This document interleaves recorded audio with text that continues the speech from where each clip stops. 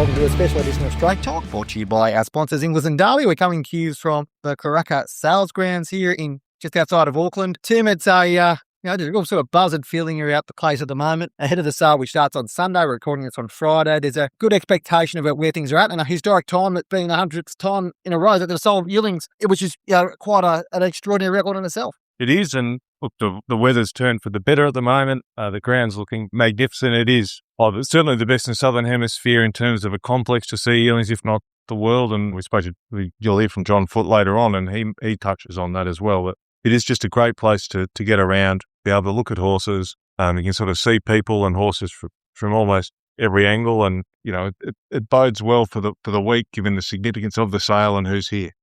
Yeah, it does, and it sort of it sets up well. Obviously, we're on a relatively quick backup of Magic Millions last week. A lot of buyers have jumped on planes from the Gold Coast and come here and looking at horses, and it's my first time here. And what sort of stood out to me is that you're looking at the horses, and you can tell the difference in the horses. They're not looking at those, fast forward Australia 2-year-olds types. We're looking at horses that are more of the tradition we expect from New Zealand. There's more classic style horses, and the pedigrees are rich. There's a lot of reason for people to get excited about buying here, but there is there's a little bit of mystique, and I guess maybe that 100 years sort of lends into that as well, and the surrounds. But there's a bit of mystique about Karaka, and I think that's that certainly probably gives buyers that extra bit of pep coming to the sale, doesn't it? Well, statistically, they do very well. The New Zealand horses, there's been a lot of good horses in Australia do well that are New Zealand bred, and Tino and Mr. Brightside, and obviously older geldings now, but always few nice horses coming through. I think there's Touchdown running tomorrow in Melbourne. There's just, I don't know what it is, but they just punch above their weight. You look at their pedigrees, and maybe not as deep as they could be in comparison to Australia, but they get good horses. And, I know I'd love to win a Derby or an Oaks, and, if you want to win one, it's probably from Karaka most likely. We spoke to Andrew Seabrook, and we'll get into that interview in a minute. One of the things we spoke to Andrew about was the fact this notion, this, positivity that's got crept into the New Zealand industry over the last couple of years, thanks to the investment from Engtain. What will be interesting to see is that all this sentiment, all these things we talk about, mystique, all that sort of stuff, it won't count for nothing. They can't sell the horses on Sunday, Monday, Tuesday next week, Tim. So, there really is, it'll be interesting to see how this sale goes, where it stands up. Last year's numbers were very strong. There's definitely a sort of feeling that, they can build upon that, but it won't matter unless the horses are sold and the money's spent. What? Well, I think they've got a good lead in from Magic Millions. It was a solid, fair, I've used the term a bit, but I think it was a fair sale. Vendors felt like they got a fair price without being overpaid, and buyers didn't feel like they were getting, just ridiculous paying too much. It was for the really nice horses, as I think Johnny McKeevy used the term earlier today, he had a champagne taste on a beer budget, so he sort of didn't walk away with as many horses as he wanted, but he's come here now, and maybe a bit of that budget that he didn't spend will be spent here, and certainly probably at Inglis as well. Yeah, and we'll probably cover it repeated about times through the podcast. I know we spoke to Andrew Seabrook about it, but the discounted rate from the Australian exchange rate is going to make a bit of a difference too, isn't it, Tim? I mean, they're basically buying horses here at a cheaper rate than they have in the last 10 years. And beer as well. Yeah, and as mentioned, we fought up with Andrew Seabrook to discuss his thoughts ahead of the sale. Andrew, it looks like things are, progressing pretty well out there. The weather seems to have cleared. So many people on the ground. You must be sort of pleased with how things are building up to the sale here, the 100th edition, and there's a real sense of history about the place this week, isn't there? Yeah, a really exciting time. We've been building up for this for a couple of years now. 100 years continuous selling, which is quite amazing when you think we've come through World War II and the Great Depression and COVID and the flood 3 years ago, and geez, I thought there for a while, a couple of days ago with all that rain, that here we go again, what have we done to deserve this? But no, it's really exciting.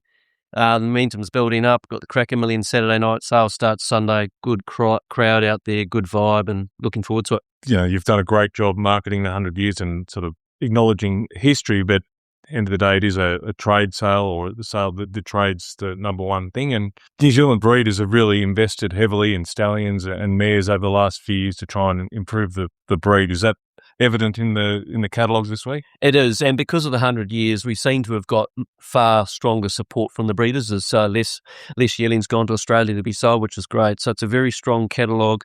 We've narrowed the catalogue up from 3 days to 2 days. So book 1, book 2 is now just the 1 day, and all the horses are on the property right from the word go. We haven't got that problem with transitioning and international buyers not being able to see the book 2 horses because they're not on the ground. So every horse gets the same opportunity. That's gone down well so far with clients, and let's hope it's makes for a successful sale. In terms of buyers, there's a lot of familiar names here that have come over from being at Magic Millions and now here and are regulars at Karaka. What's the depth of the buying bench looking like to you at this stage? It's really strong. I went over to the coast, and the feel I got was really good, and hotel bookings are very strong. I think there's people have come just to sort of celebrate the 100 years, and we may not have seen some of them for a few years, which is great, and there's some new faces as well. I think that combined with a good ready-to-run sale and a bit of confidence around and with how the sales have started in Australia, I think that augurs well for a fairly good sale. The New Zealand dollar is very low in comparatives at the moment. I know that was a marketing point at the 2-year-old sale, but is that also at a competitive advantage at the moment, given the Australian market is so important to you? Yeah, absolutely. We haven't, the New Zealand dollar hasn't been this week for over 10 years. So Australians are basically getting a 15 or 16% discount on their money. So that's certainly a help, but it's not the biggest factor, but it's certainly nice to have that good value for money factor about it. But I think the success of New Zealand horses continues to be really strong in Australia. And let's not forget Hong Kong and China. I know they really tend to gravitate towards the ready-to-run sale more, but just looking down there before, there's quite a few of those big Chinese guys back that bought those big lots at the yearling sale. They're back here again. They haven't been to the yearling sale before, and a few Hong Kong people as well. So that's good. And I reckon there's going to be a couple of Kiwis that are going to step out and be very strong as well.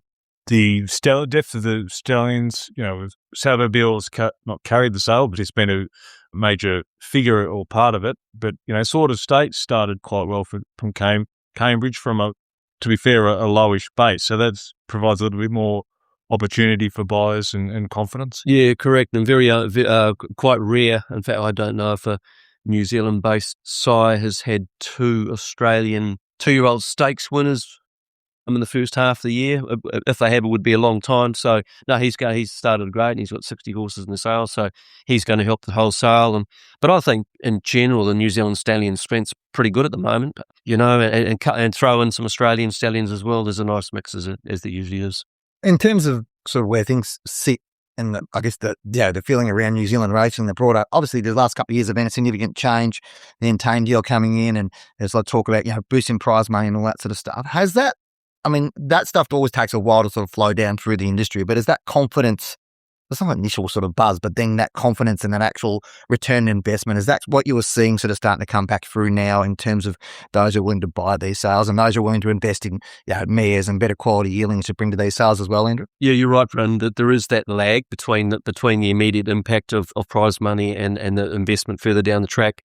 Like, we were dead and buried probably 2.5 years ago or before Entain came in. It was pretty dire. Look, things still aren't perfect, but prize money has come a long way. You just got to look to the Karaka Millions nights and see that nearly $5 million in stakes for 6 races is huge, and long may that continue. Look, I think it's fantastic. We've got 7 horses coming over from Australia. We've never had that before, so they're obviously attracted to our prize money. And when you see that level of interest from Australia, that's got to be good for our industry as well. Yeah, and I guess that the 100 years is a great enormous amount of the history of the place, and it's an amazing place. It's my actual first trip over here, and I'm amazed by its absolutely beautiful facility and all the history and all that type of stuff within that.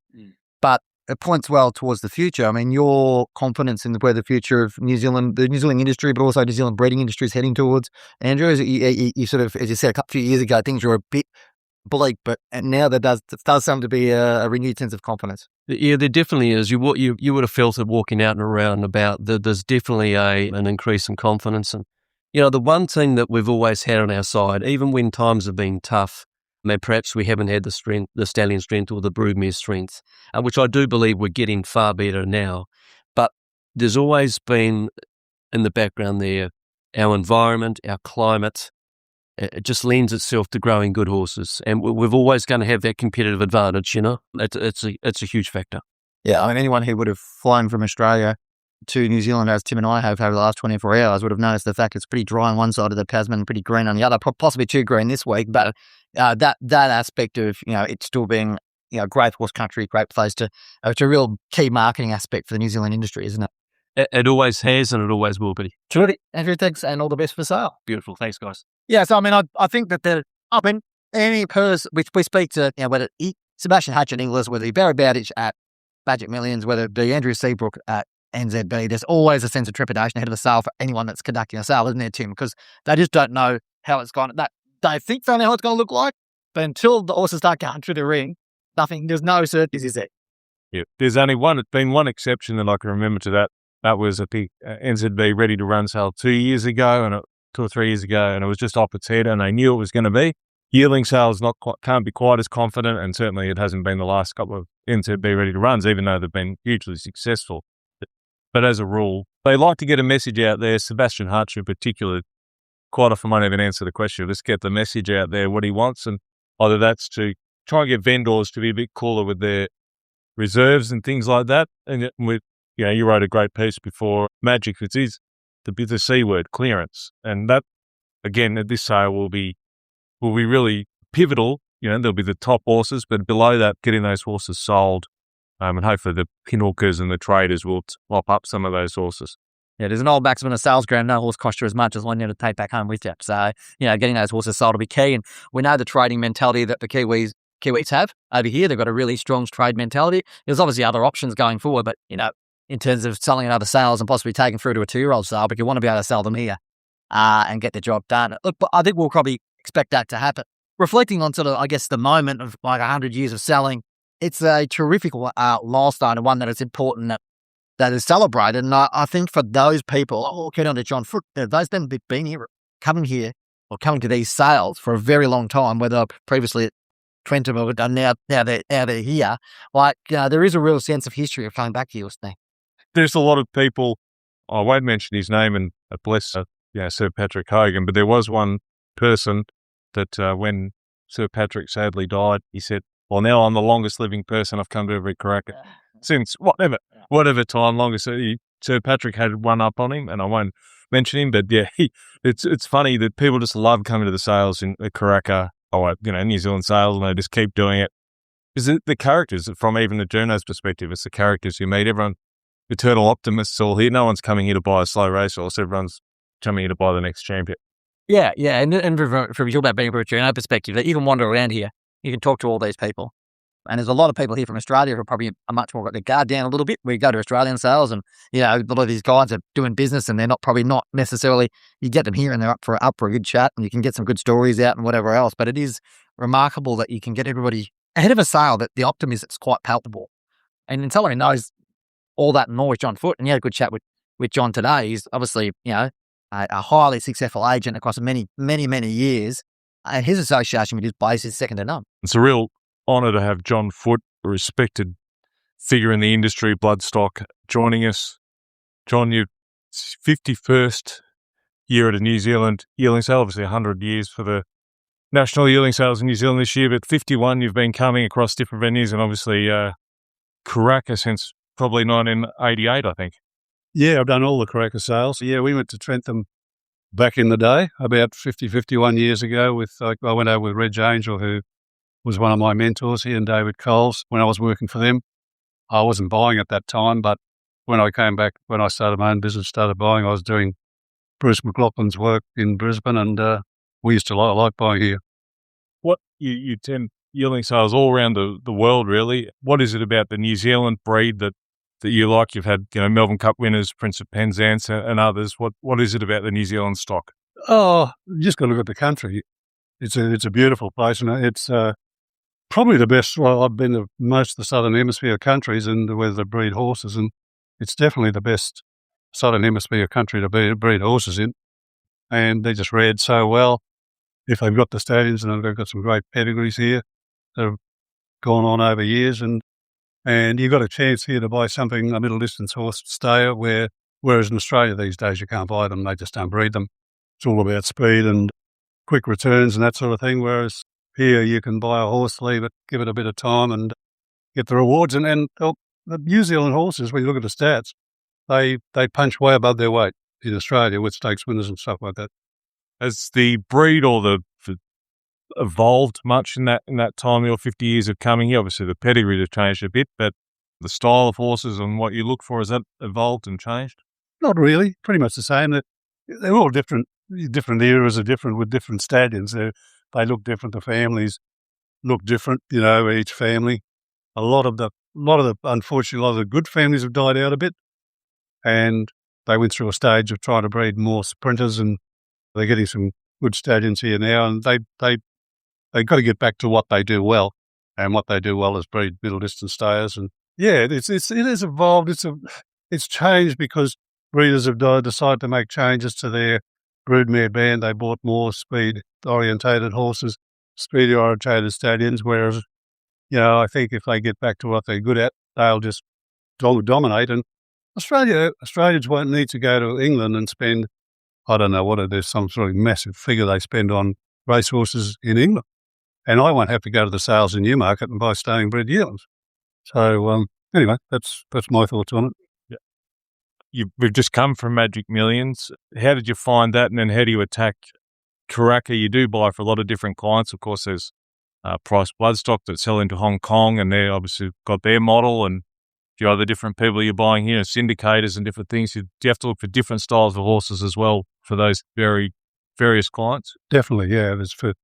Firstly, there's fillies versus colts. You buy fillies for fillies and buy colts. In Hong Kong, they don't need to be too stout, so you can buy that more sprinter mile, a middle distance horse. Yeah, you buy different horses for different people. Some people, I show them the ones I like, and they pick out the ones they like. So each to his own, and we sort of try and get it done that way. You're very diligent in your work, and I think you may have even blown over while Magic Millions was still going on to come and pretty much inspect every horse on the complex. What's your impression of the catalogue this year? Yeah, it's pretty good. It's similar to the last few years, not too much of a change. Yeah, that was a big issue this year, and apparently it's going to happen again next year and the year after, whereby we're only going to have 1 week in between the Magic Millions New Zealand and then a week to the Classic. It's very difficult under those circumstances to get the job done properly. It really is. Because it is exhausting. I know we roll in as journalists, and the hospitality is fantastic here, but for those that are actually doing a lot of the work like yourself and getting around, and it is physically and mentally demanding. It is tough, especially when you've got to do them on the ground. What happened before, we had a 2-week break between Magic Millions and New Zealand, was I used to be able to come over and do 3 or 4 days down on the farms. That made a big difference. I'd come up here and it was very cruisy and very easy, and you get your head around it. It's quite demanding, to try and work out what you actually want to do. But yeah, this year it's been pretty hard this week, especially with the weather. And then next year we're going to have the same problem. So I'm not sure how I'm going to attack it next year. It's hard to do them both properly. And just touching on the 100 years of, well, not NZB, but what's become New Zealand bloodstock, it's not an easy business for trainers, owners, bloodstock agents, but to be still going and not miss a sale in 100 years, and I know you're very close to answer Seabrook, it is a big achievement for the industry and NZB. You mean for me to come? Yeah, no, it's been great. I love coming here. And since Karaka, we used to go to Claudelands first and have the first sale, and then we have to drive down to Wellington and then they built this. And this is a magnificent complex. It's the best I've done in the world. The ones in England or France, they're quite good, but this is in America. But this is, it's not as big as the American one, but it's a wonderful, so complex to work, and it's no doubt the best in the world. It's just beautifully designed. Yeah, I wish they'd replicated it in Australia somewhere. Have you got any thoughts on the overall market of what transpired at the Gold Coast and then heading into here, and probably Classic and right through the English sales as well? How do you see it from your clients and just overall with appetite to buy yearlings? Yeah, mine are pretty much the same. They've been with me for years, and we do the same thing every year. Yeah, I think it's pretty good. I think the market at the coast was good. Our numbers were down on our overall list we had. Were down slightly a little bit, 10-15%, and the market held up against last year. So I think that's a pretty good sign that things are good. Thanks very much, John. It's a real pleasure. Yeah, it's great to hear from John Foote, and sort of giving that perspective about what it means to be here. We'll see what happens on Sunday, Tim. As we said, there's no guarantees, but all the ingredients seem to be in place. Bar the weather holding on, which it seems to be at the moment. That it should be a pretty good few days for New Zealand bloodstock and for the New Zealand industry. Well, we all head to Ellerslie on Saturday for Karaka Millions. night. And for those that haven't been, it is one of the great race days of the year. 6 races, so as Andrew said, $5 million. But just, I don't know, it's the atmosphere, it's quick, it's good racing. There's a lot of fun. For those that have been, I encourage you to get along. Just for those who like good racing and good atmosphere, race meetings. Well, that's it for our preview of NZB National Yearling Sale. It starts on Sunday, as I said. We'll have a review of day 1 and a review of day 2. So stay in touch with us there. Thanks for our sponsor, Singles Daily. They stick by us, even when we're talking extolling the versions of New Zealand. It's important that we live in an industry that's got a lot of diversity in it and a lot of different companies involved or whatever else. But their sponsorship and their patronage of Straight Talk is what keeps us going every week. So we appreciate their work. If you've got an email or got something you want to send to us, send an email to editor@straight.com.au. Anything you want to talk about, anything else, anyone you think we should be interviewing, and we'll catch up with you on a Sunday night.